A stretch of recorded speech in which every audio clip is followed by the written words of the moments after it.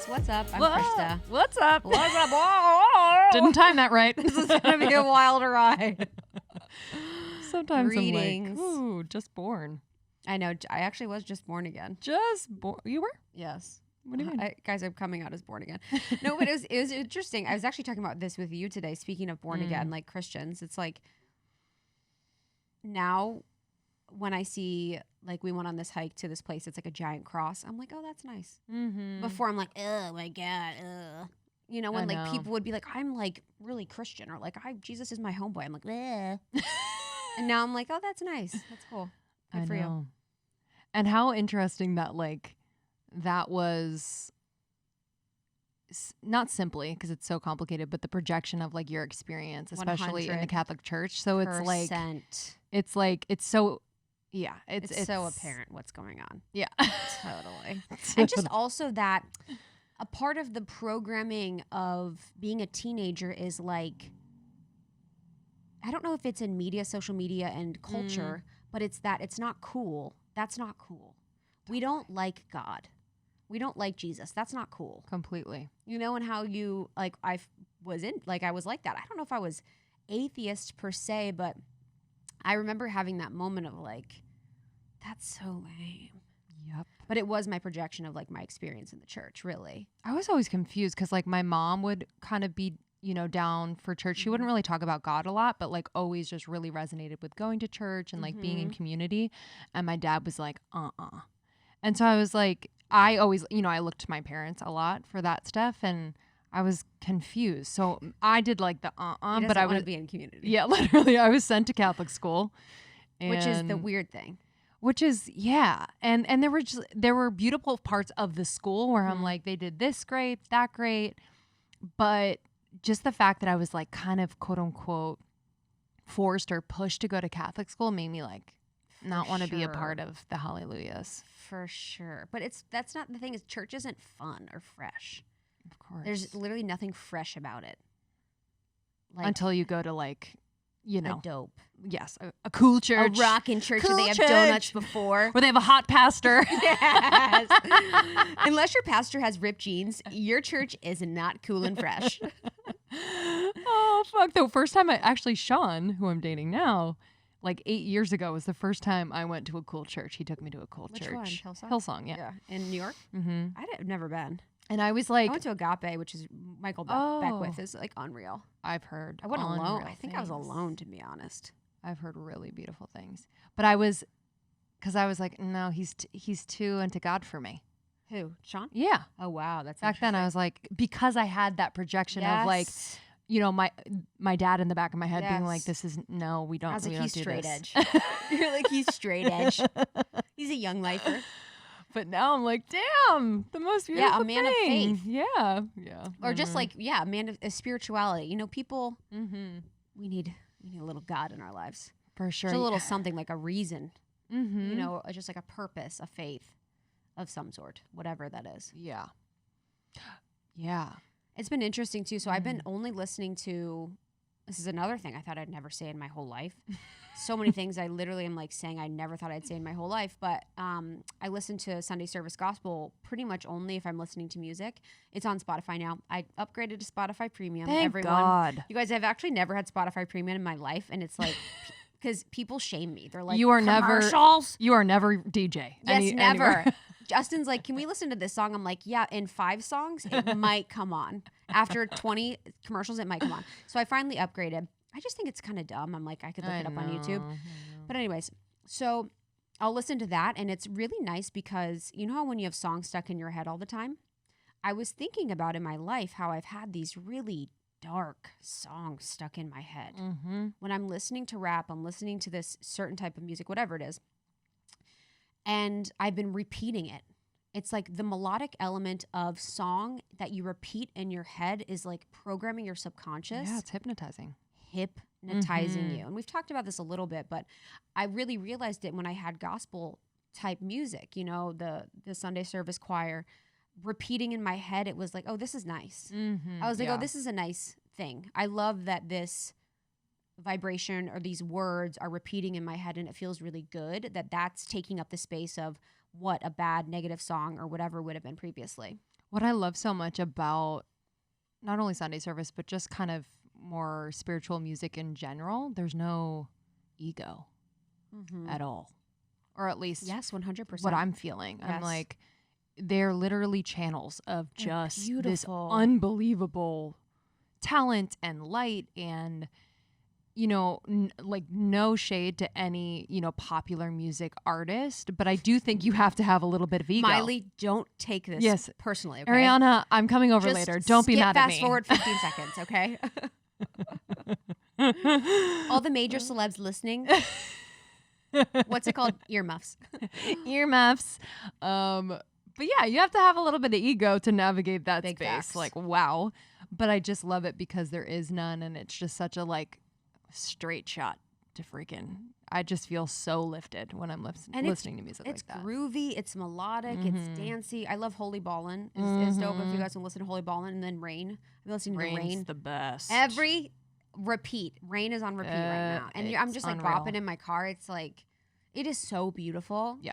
So beautiful.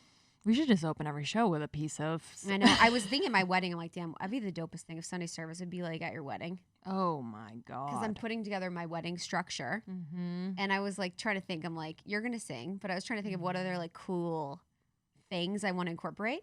I kind of want to sing with, you know, the band that you're going to have? Yeah, that'd be dope. Or just like, you know, I don't know, Yes. something. Yeah, so you want to take over the night No. and sing with the band. not that part. Yeah, like, I actually want to perform all Meaning, night. like, with are the they going to band. be there at the part I don't that want to I'm... be at your wedding. I want to be in the band for the evening. Surprise! No, so I think they come on when we're announced and we come out. So I don't know if they'll be there, but it'd be cool to. We could definitely get like a guitarist or something. Yeah, totally. You could sing with a mariachi. We're having a mariachi. Hey! Yeah. Oh, actually, that'd be fun. But I'm trying to, and it was interesting because I was talking to Milana, who's my officiant, Mm. and I was talking to her about the flow and the structure of it, and she's like, "Are you gonna do? I take your hand, like, are you gonna do the kiss? Are you gonna do the rings on each other down there?" And I was like, "Wow, that's so interesting. I don't know. Yeah. Like, it's almost like I'm deconstructing every part of a wedding." Yeah. And so it's almost the fine tuning of the deconstruction. Like every single thing, I'm like, do I want to put rings on each other in front of everyone? Do I want to be allowed to kiss the bride in front of everyone? You know, do I want to like, what things of a wedding that I've seen traditionally done do I want to incorporate, and what do I not? I love that. I know. I'm like, I'm trying to. It's think. kind of empowering. You're like, I get to make Yes. this decision, Yes. this decision, and be very specific. Because a lot of people feel pressured to just do what's traditional, which is fine. But I think it's fun to deconstruct. Yeah, So, everyone should just do whatever they want. so you're not going to kiss. I don't think we're kissing. You're just going to stare at each other. Headbutt. No, we'll definitely kiss, which we need to practice. I could just see you guys like go in for like a tickle. Yes. Like Very pennies. very pennies. Yeah, we need to practice the kiss because he'll be like this, Oh yeah, yeah. and we need to be a little bit more than like a smooch. So I'll just open the mouth like slightly, like. Yes, dude. Sometimes he Don't literally- overthink it. That's he my avoids advice. my kisses sometimes, where he'll just put his head down instead. So I've gotten to this habit of looking with my eyes open. So I'm like kissing with my eyes open Those pictures are because gonna I'll be go awesome. like this, and he'll put his forehead down to kiss his forehead, which is so annoying. And so I'm looking and I'm kissing my eyes open. He's like, "You can't have your eyes open when you're kissing," and I don't even notice it. I'm like, oh. I'm like, if you wouldn't make me so insecure, I wouldn't. Hey man. Oh, those pictures are gonna be good. Yeah. And you're gonna be thinking about everyone who's watching you listen to this episode. Totally, Who you guys. knows? What kind of kiss should we do? Should we do a little dippy dip? Dip me down, drop me. I'm going to do a dip with my arm down. Totally dramatic. So fully dramatic. Stretch. Yeah, stretch. Make sure you stretch. Tongue. What else are you deconstructing? I mean, we're not doing the bouquet throw. We're not doing the bridal party. We're going to do like a meditation. We're going to do music. We're going to do prayer. We're going to do drugs. Cool. Everyone's going to get fucked up. We're going to have like shamanic experiences. I want like activities in the corner. Yeah. I want it to be like a festival. Well, when I did it, when we did when I unknowingly did shrooms at Jordan Younger's wedding. Oh my God. I literally thought it turned into an ayahuasca ceremony where there were Yes. kind of pods of things happening. There was. That was my experience of it. I had to take a step back on that because you really took the cake. Oh God. I won't be doing mushrooms at your wedding. Well, maybe the night. I don't know. I think that'd be kind of fun That would be fun later in the night. for everyone. For sure. Yeah, it's weird. One time I went to this wedding and everyone was like really coked up. I'm like, what's going on here? I was like, why is everyone... Oh, that's hard. Or when people are really drunk, I feel bad almost. I'm like, you're probably so nervous. You want to chill. Yeah. But you're like, you know. Have you've sent out invitations or what's going on? They're sending out now. Yeah. Oh, yeah. Dude, so funny. So I sent the Excel list to my wedding planner, Details Darling, Mackenzie from Details Darling. So Details Darling, if you guys are planning a wedding, they're really amazing. And it's been nice because I just react to things and make decisions rather than like doing any sourcing or searching. And that's, really what I wanted for this. And she's like, hey, will you check your names for your list? Like, there's some things I want you to just look at. And I'm like, okay. So I open up my list and she had highlights like 4 or 5 rows. And there's one row that's like one of Justin's friends labeled himself a rabbi. He is not.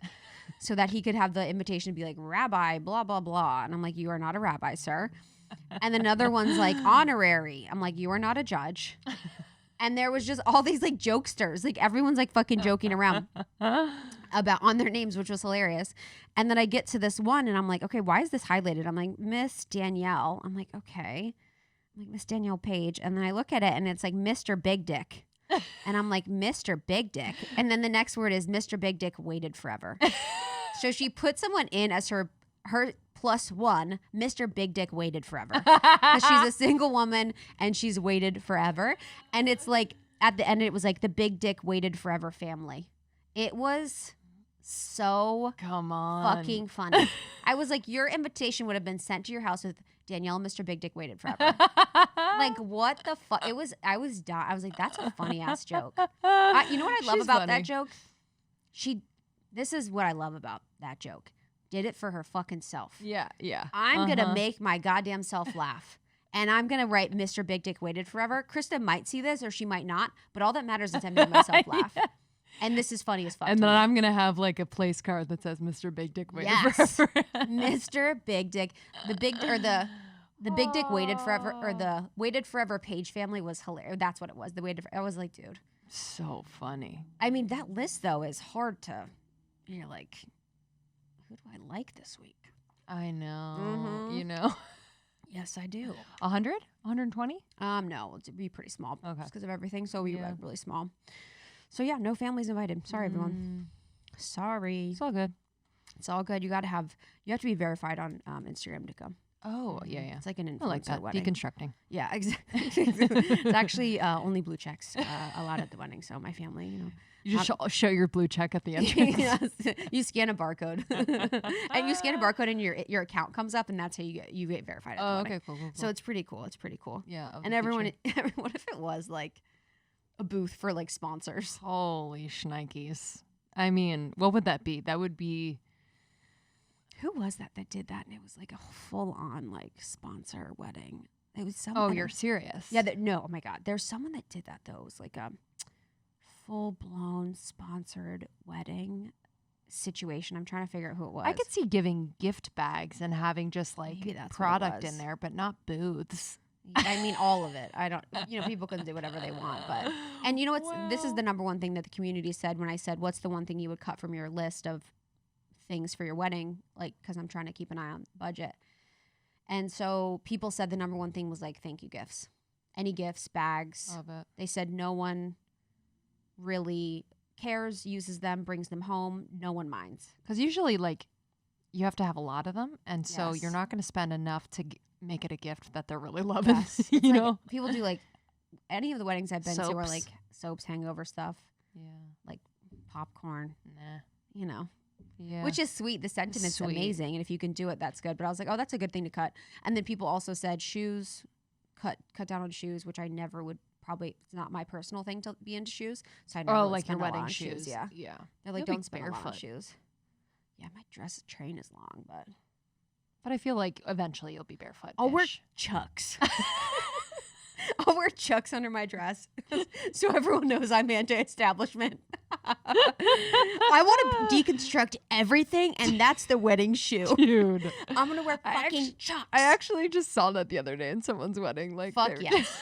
Or cowboy boots. Fuck yes. Fuck yes. Holy shit. That is funny. Okay. Oh, this one's my episode, right? Yeah. Yeah, whatever. Yeah, it's yours. Might as well turn it off now, guys.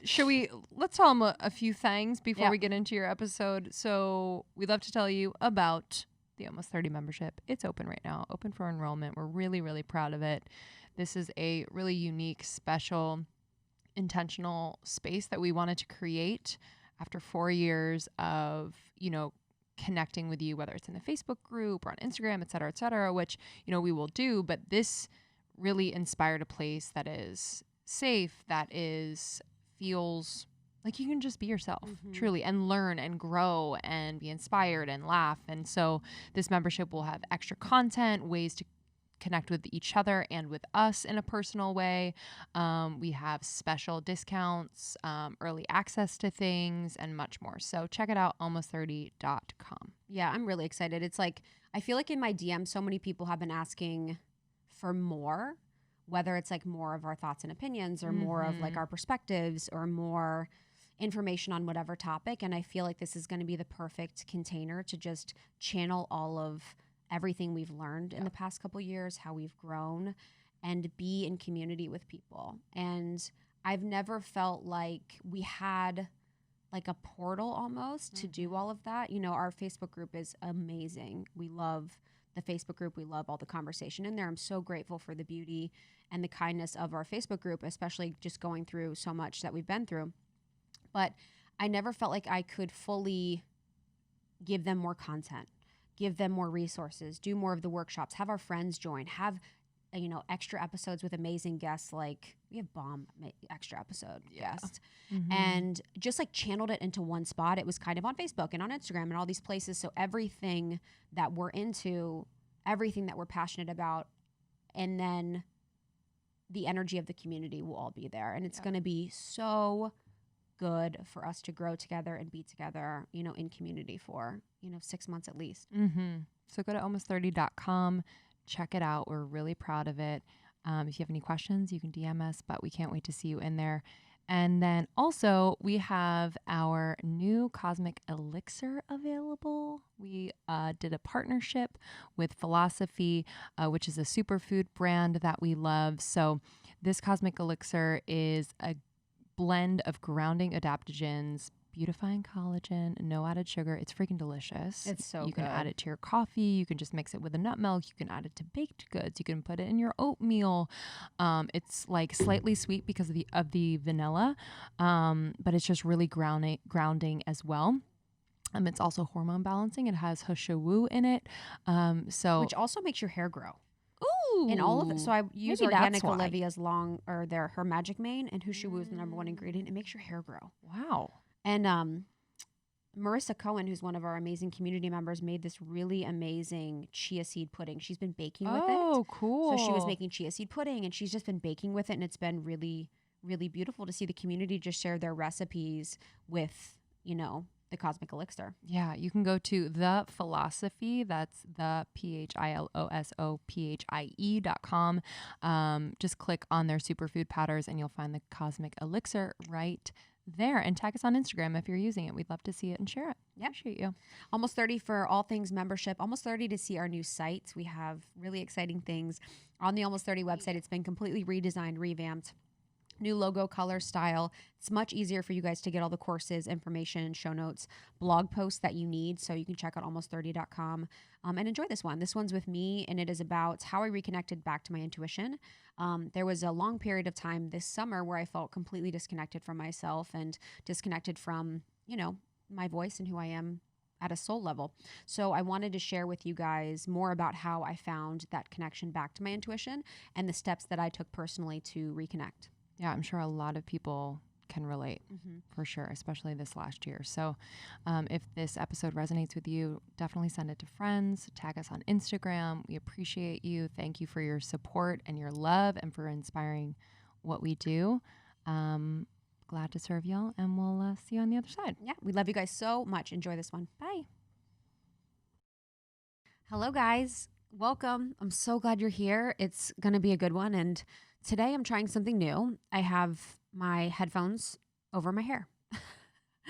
I feel like I see so many people look so cute with their like hair underneath their headphones and covering their ears, and it just looks chic. So we're giving it a whirl today. It's actually really bothering me already. I don't like when my hair is anywhere near my face, but we're going to try it. We're just going to give it a whirl. We're going to see if I can hang with the big dogs and have my, hair out, trying to look fresh on YouTube. So that's where we're at. But I'm really excited for this conversation today because it's so near and dear to my heart. And I feel like when I talk about intuition and when I talk about my connection to my intuition, it's one of the most magical and exciting parts of my life.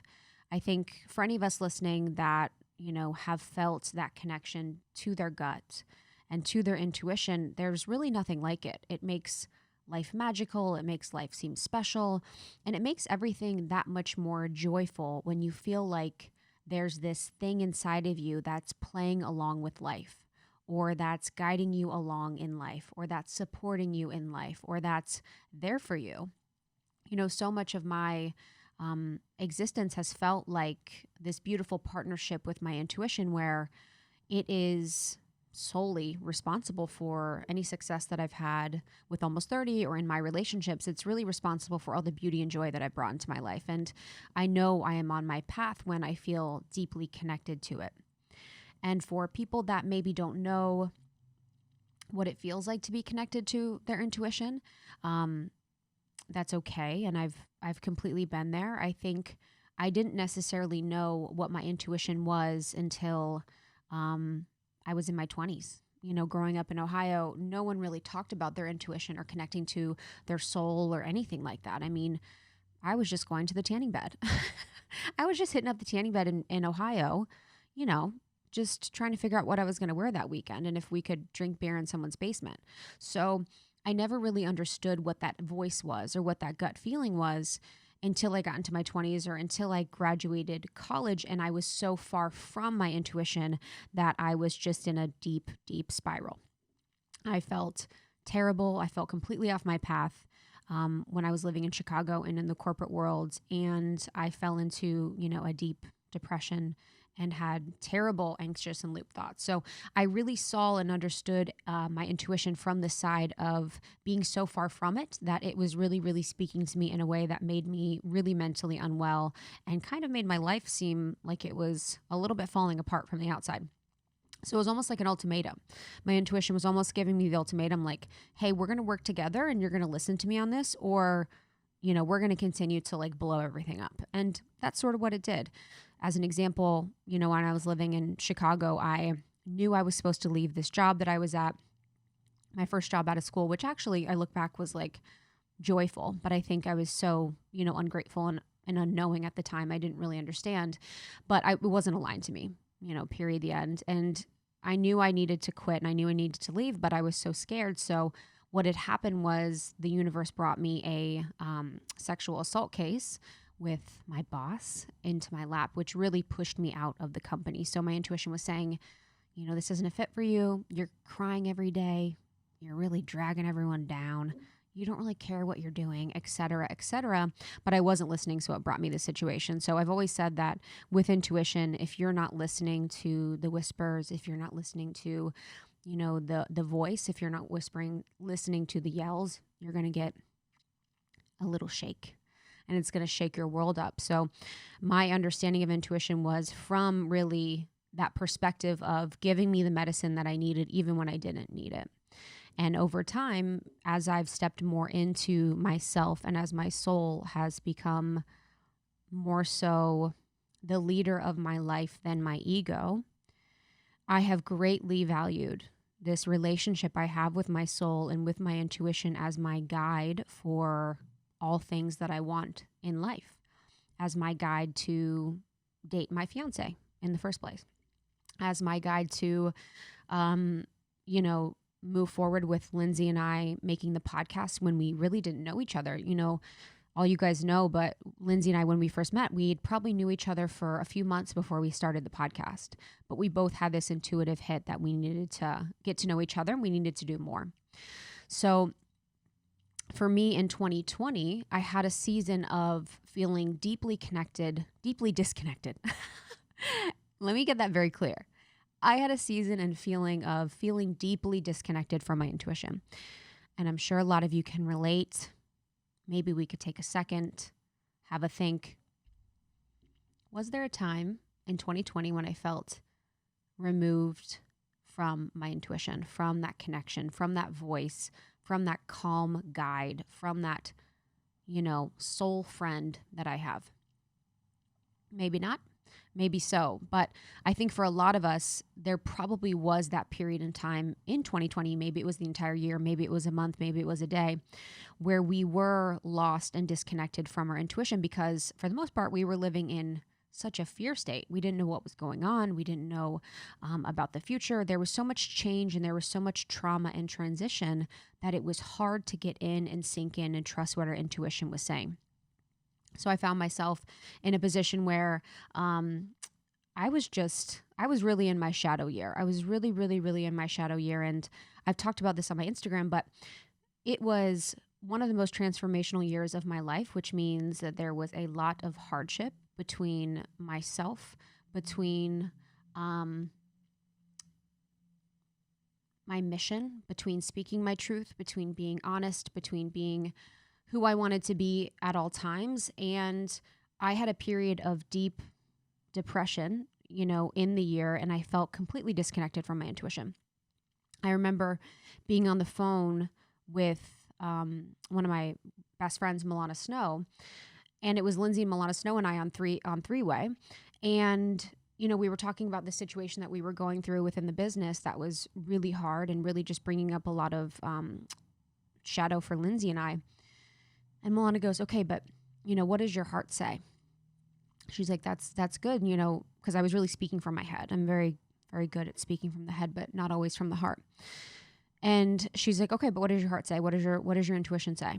And I broke down. I was like, what do you mean?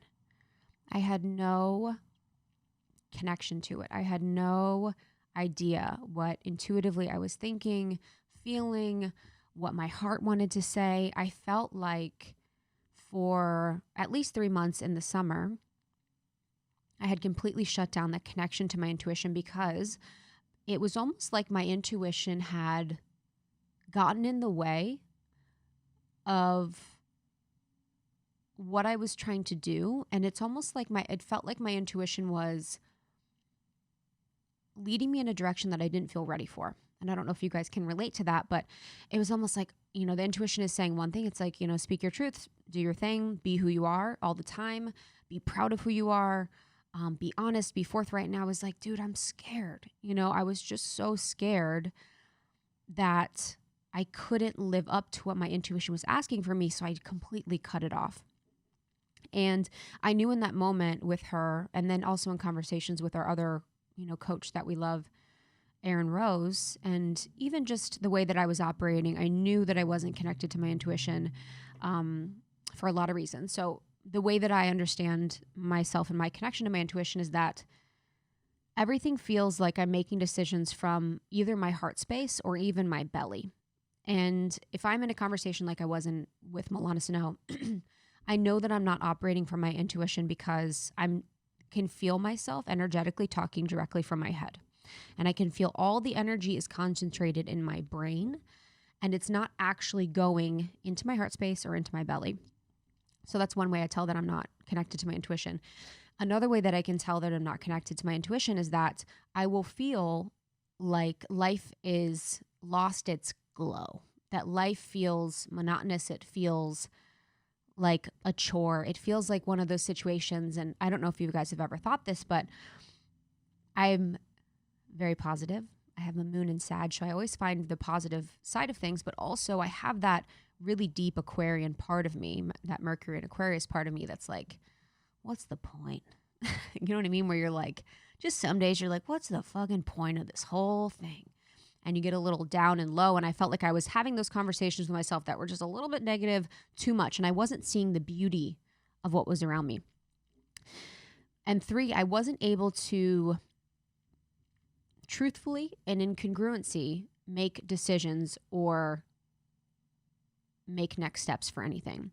So my head would say, oh, you should do this or you should do that. But being a person that is, for the most part, integrated with my intuition, or, I've really worked that way to be, felt like I couldn't make a decision because I was almost like lying, where I was like, oh yeah, we'll do that. But it was like, oh, my heart knew that wasn't right. So I was like being super indecisive, didn't really know answers quickly like I normally do, or next steps like I normally do, where I feel connected to my intuition and my intuition's like, yes, no, here we go. Let's do this. Let's not. And it was really hard for me to make decisions. So I was super, super indecisive.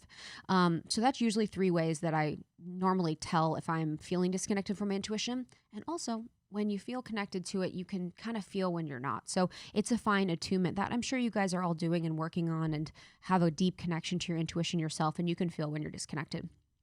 So the way that I personally connected back with my intuition, during this summer was by taking a few steps that I want to recommend and share with you guys.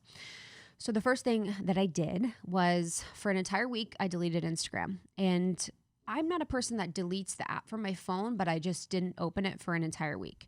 And if you're someone that needs to delete it, delete it. If you've got to get rid of it, do that. I have a friend, Jessica Seppel.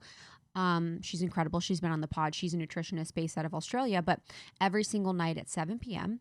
Australia time, she deletes the Instagram app from her phone and doesn't download it again until the next morning. So from 7 p.m. until the next morning at 8 a.m. or whatever time, it's completely deleted from her phone, and she has no temptation to open it. So that could be an option. But the reason why that I deleted Instagram in particular is that I think it can provide us with a lot of different opportunity to confuse the ego and your intuition. So say, for an example, you're scrolling Instagram and you see someone is doing something that you really admire and you love. The ego will say, oh, we should do that because, that looks amazing. It looks cool. I actually think that we could do that, and I think everyone would really love us more if we did that. But intuitively, it might not be aligned to you to do that. So there's just so much opportunity when we're on social media all the time to completely lose ourselves by looking at what everyone else is doing, what everyone else is saying, what everyone else is wearing. And I think by removing that from our day to day, or removing that for at least a week, really helps us to connect back with clarity on, what am I saying? Like, what do I have to say? What do I have to say? What does my soul have to say? What do I have to say? And I feel like when we're constantly bombarding ourselves with new information, posts, stories, content, whatever, that it's just in through the eyes, in through the head, and then that's it. And it's not like we are giving ourselves a lot of time to sit with things, to really ruminate on things, to see how we feel with things. And we're just constantly in the loop of like consumption. So I think that for our intuition, it's going to be a little bit shy if we're continuing to be on our phone. So I deleted Instagram for an entire week. I do this a bit. I think I do this maybe every 2 months or something, just to be like, who are you? If you are being this person online, and I am as much of myself as I can be online in a one-dimensional perspective. I am as much as myself that I can be in this moment. I think I could share more, I could be more, whatever. But we have to remember that these online profiles are essentially almost, I always say this, it's like, it feels like our online profiles are these like holograms and perceptions of what we want the world to see us as. And that isn't always real. So a lot of times when we're online, we're feeding into this egoic perception of who we want people to perceive us as, and we're not really being ourselves as much as we try to be. I think people do a lot of beautiful things and really good things, but if we think about it, that profile, it's like we're feeding into this archetype of who we want people to see. So our intuition isn't always involved in that conversation. It can be a lot of times. People create beautiful, amazing things, but it's not always the case that we are completely in line with our intuition online. It's just really hard. So along those lines, the second thing I did for a week and, continue to do this randomly is I do a complete media detox.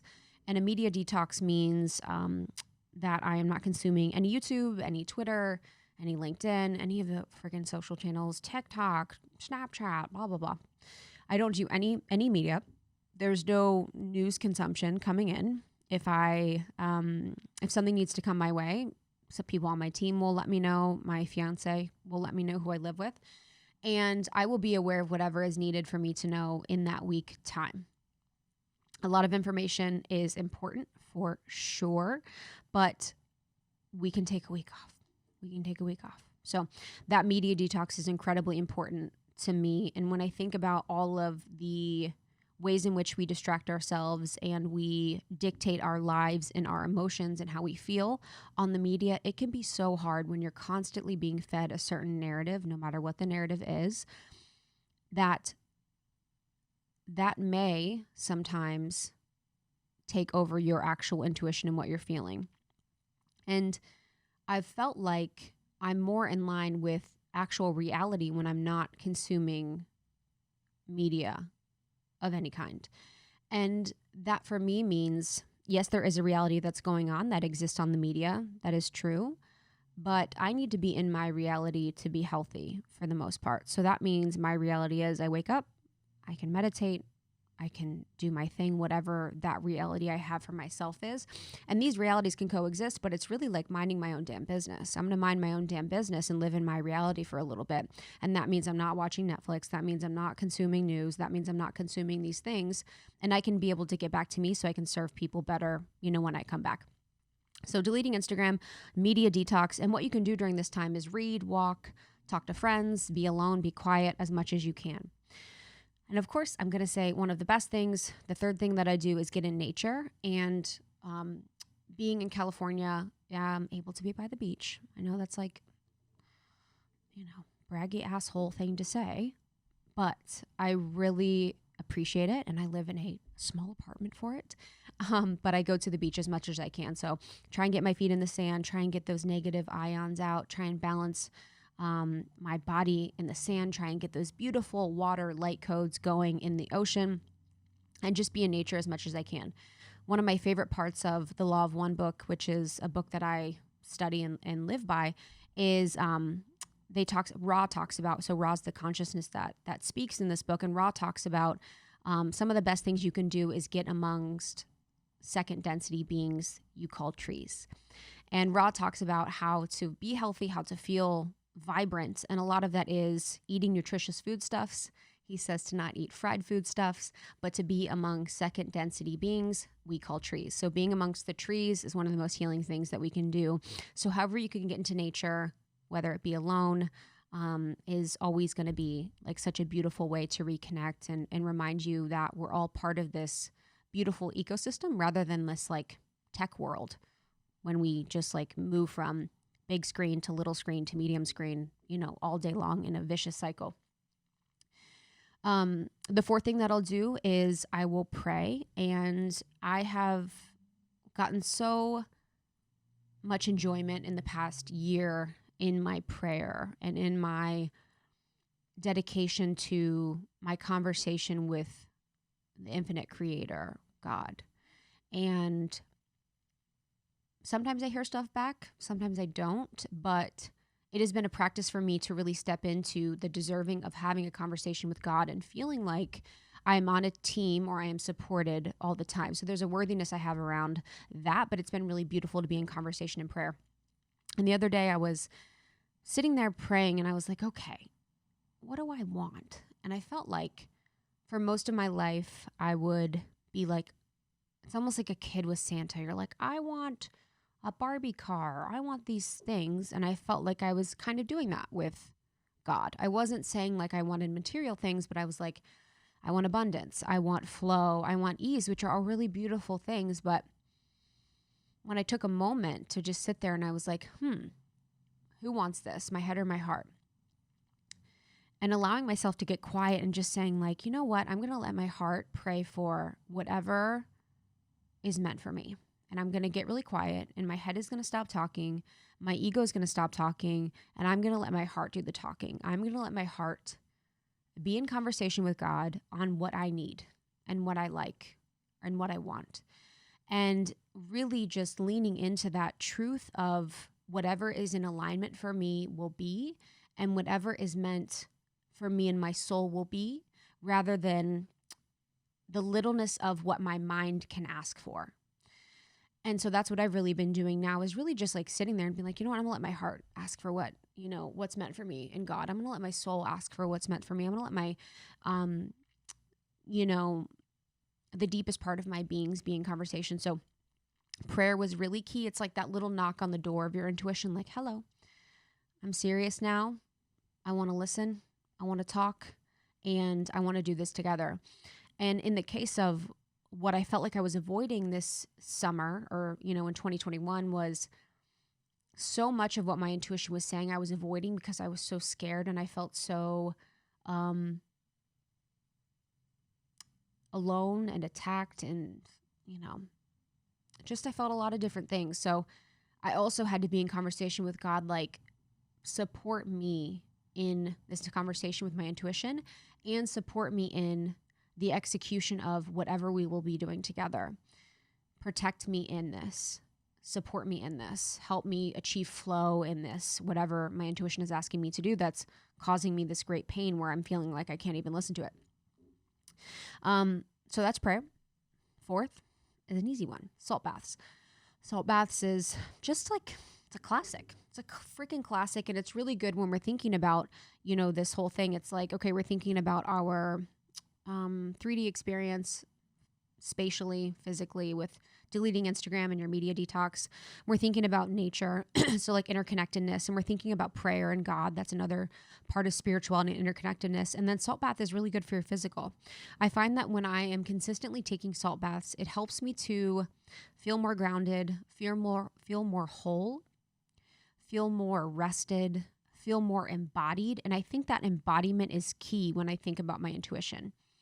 A lot of times when I lost my connection to my intuition, it was because I wasn't embodied. I wasn't fully wanting to be in my body, because I either hated my body, I hated my life, I hated myself, or whatever was going on that kept me from fully feeling like I can be in this body, in this experience, and experience this life as the person that I'm meant to be.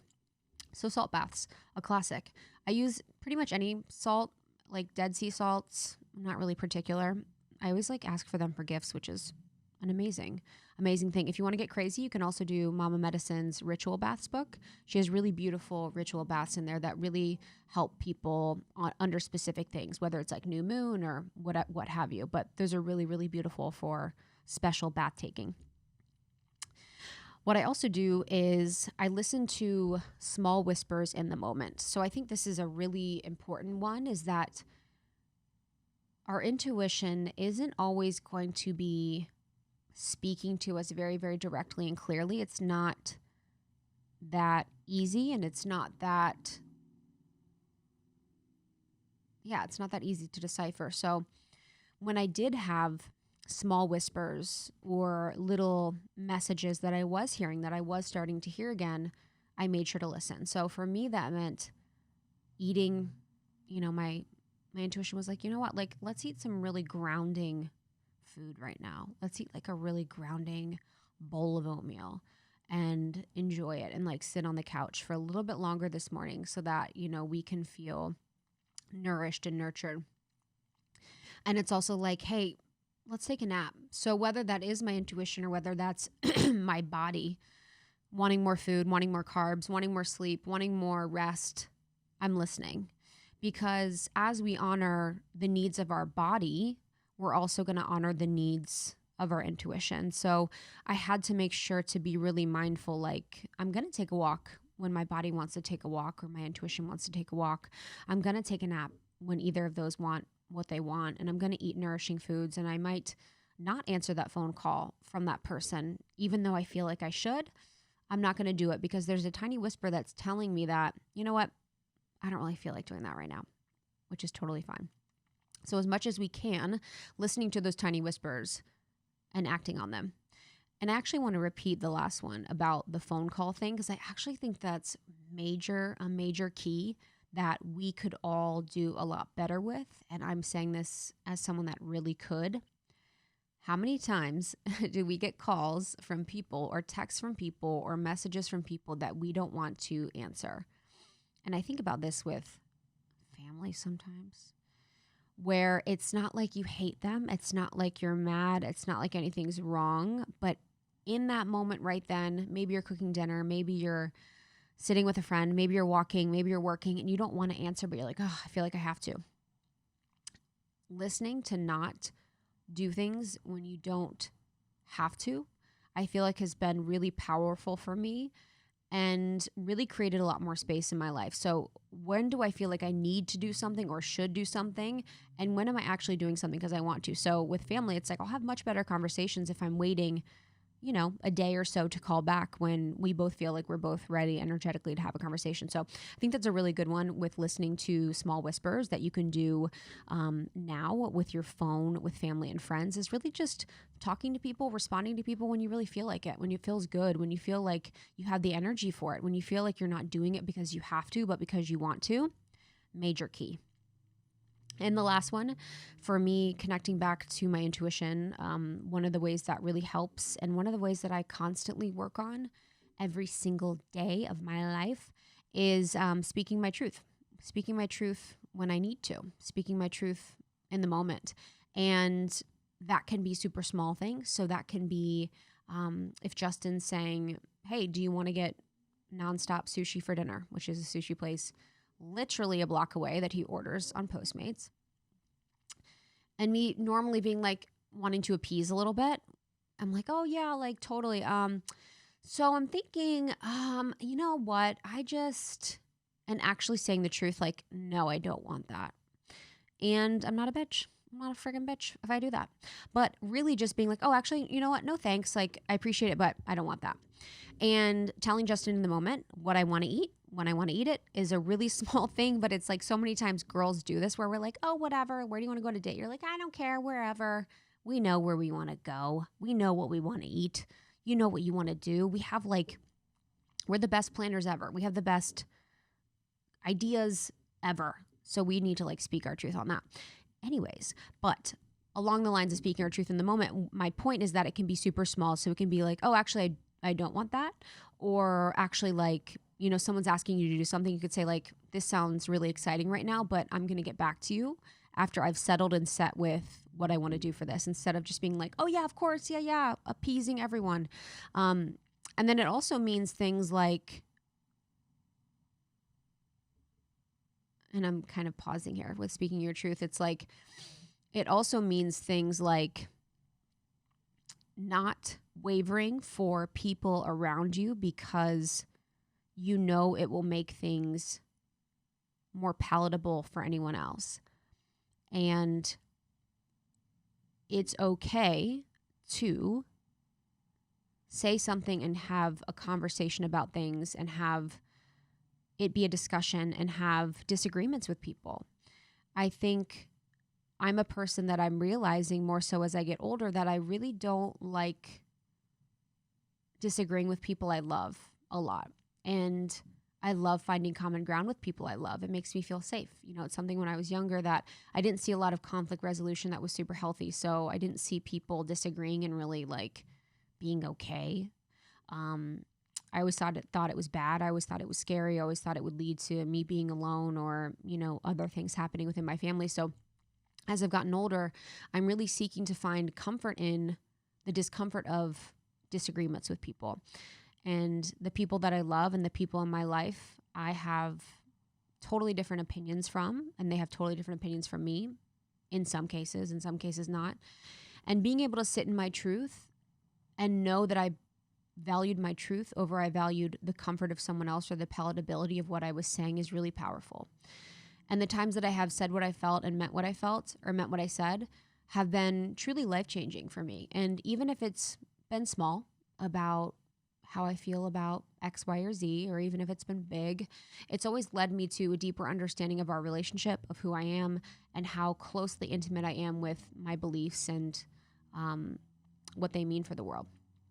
So speaking your truth in small moments and big moments. And I know on the point of speaking your truth in big moments, I actually did a survey with my community on Instagram at It's Krista. And it was really interesting because there was about 80% of the people in my audience who, not everyone has a platform or a podcast or, a blog or does anything publicly really, said that they felt that they couldn't speak their truth. And then I asked if any of them felt like they had been attacked or they had been, hurt during this period in time and felt like they couldn't speak their truth because of that. There was like 75% said that they had been attacked or comments made about them online or things said to them online for when they spoke their truth. And I found this to be incredibly fascinating because I know that not all of those people, I think it was a few thousand people that answered. I think it was like 4,000 people.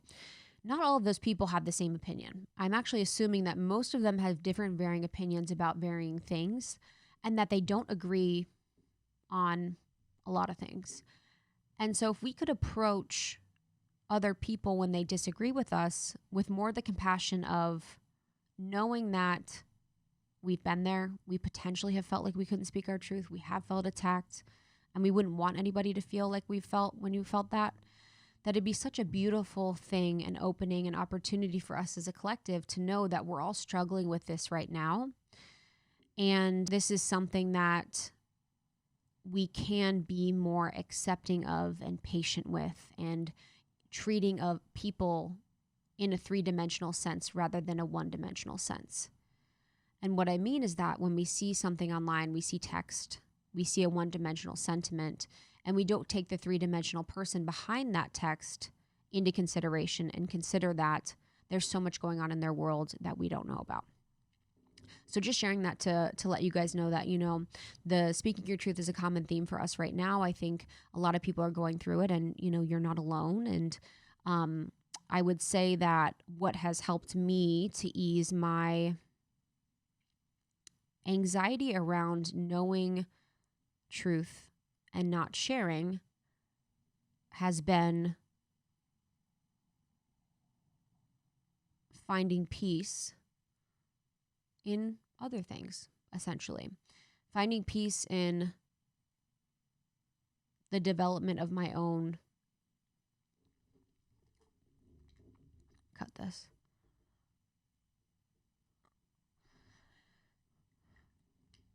So all that to say that, you guys are not alone in that. And I think we're all really going through it. And I'm right there with you. I think we all have a lot more to say. That's the whole thing too, is that whether you have something really radical to say or whether you don't have anything radical to say, I think we have such a wealth of knowledge, information, and thought and feeling each inside every one of us that it always may feel like we're not speaking our entire truth. So for anyone that's interested in connecting back to their intuition, I suggest taking a week off Instagram, doing a full media detox for a week, maybe longer if you want to go crazy, getting in nature, getting your feet in nature, grounding, looking up at the sky, really taking it all in, looking up at the clouds, having a moment with the natural world around you, praying, letting your heart speak when you're praying, taking salt baths at night. You can get salts anywhere from a grocery store. You can be crazy with it or you can be super casual with it.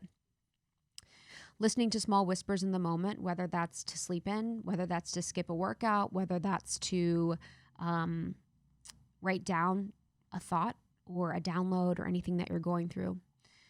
And then there's also to speak your truth, as much as you can in the moment when you can, because each of those lead you to a further understanding of yourself and the world around you. And that's really what you're here to do.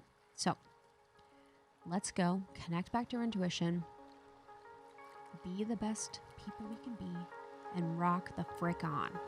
Okay. I love you guys so much. I will see you soon.